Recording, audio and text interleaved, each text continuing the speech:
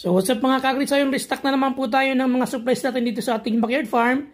Syempre hindi po mawawala yung ating Primoxil powder dahil pabago-bago na naman ang panahon. At syempre yung ating Primoxil 550, dapat po lagi tayong meron ganito sa ating backyard farm or sa ating farm. Para po kapag may magkasakit ng malala, so matik meron tayong gagamiting Primoxil 550. At syempre yung ating Vitamin Pro 357 para sa ating mga breeders. At syempre, El Toro Muscle Enhancer para naman po sa ating mga broodcocks. At syempre, ito po, kumuha na rin ako ng Integra 3000 ng Bimig Integra. So, ito po yung pinapakain natin dun sa ating mga future na mga gagawin nating layers. So, yun po yung kinasanayan natin gamitin.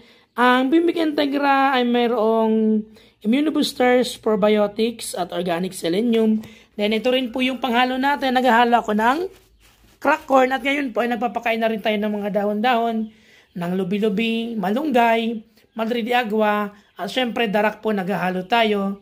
So, ayun po. Para po sa ating magandang maintenance sa ating mga manok, at sa araw-araw pong ibibigay sa kanila, syempre, gumamit po tayo ng Battlecock, at syempre, gumamit tayo ng Bimig Integra. So, yun lamang po, ay Navi Farming.